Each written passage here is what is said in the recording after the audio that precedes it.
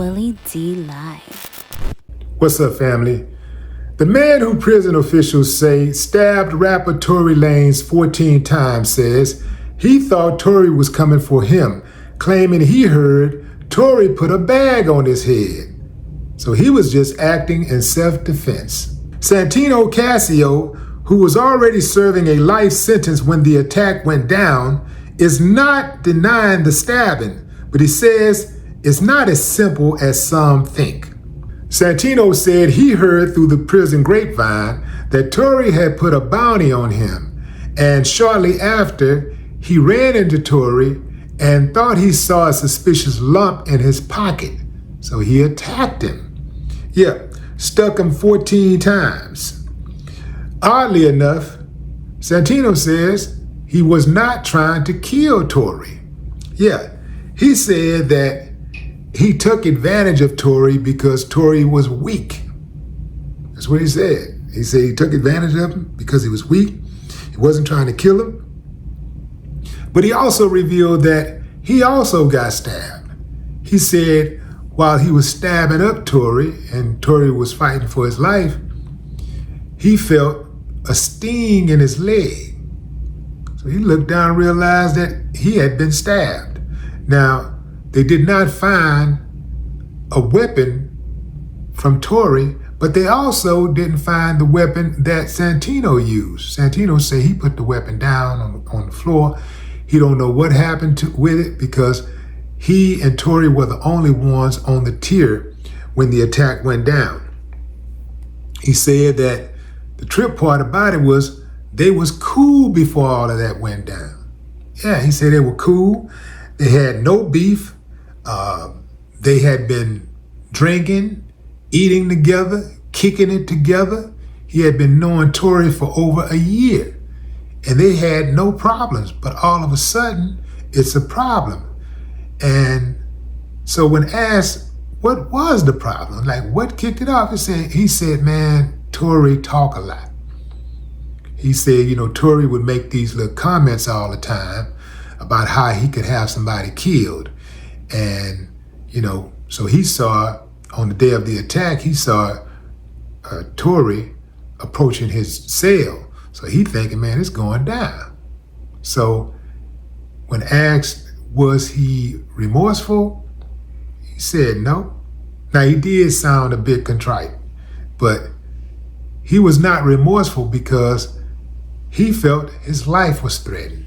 So he did what he had to do in that moment.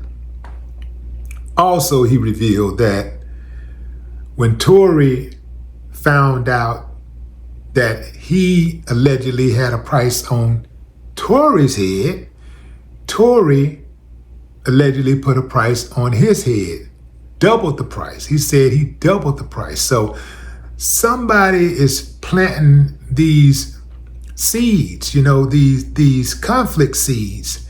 And it sounds like to me, both Tory and Santino fell for it.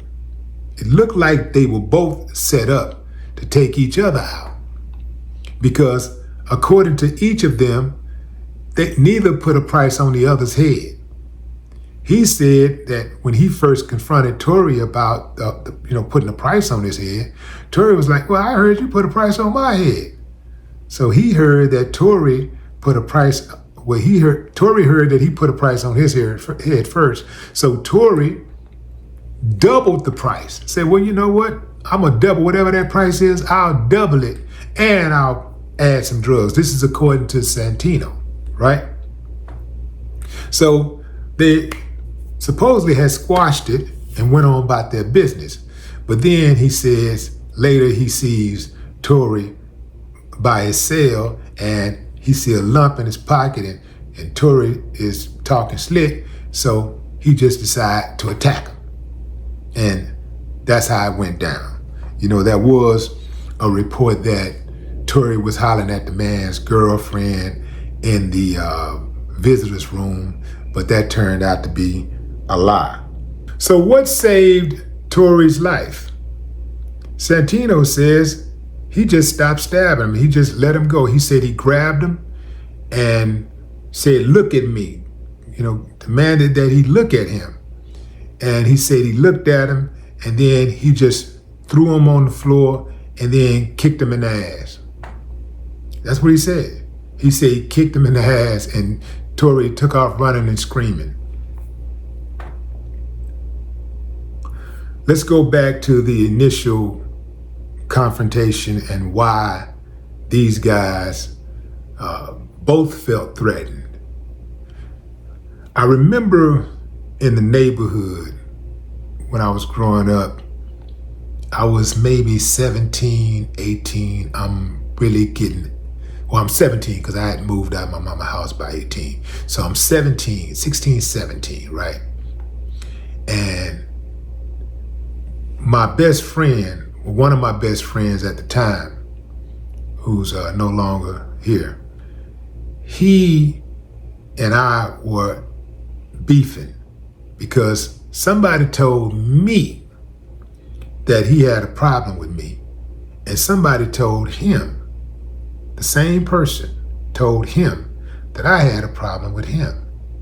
And it turns out that this person was just a messy ass dude in the neighborhood who didn't really like either one of us.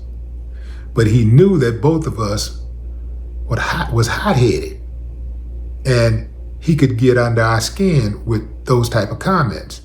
So we're walking around looking at each other, we in the neighborhood, and it's easy to run into people when you live in the same small neighborhood. Like I lived in Fifth Ward in an area called the Bottom. So it's a really tight-knit community. So if somebody step outside, you're gonna see them, right?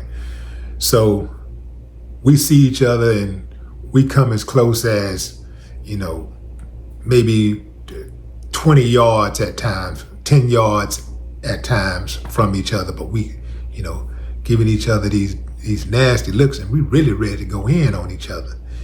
And I can't even remember how we resolved it, but I do remember us having a discussion, and it was like, oh man, he told me that, man, I ain't got no problem with you. I ain't got no problem with you. And this happens way more often than you could ever imagine.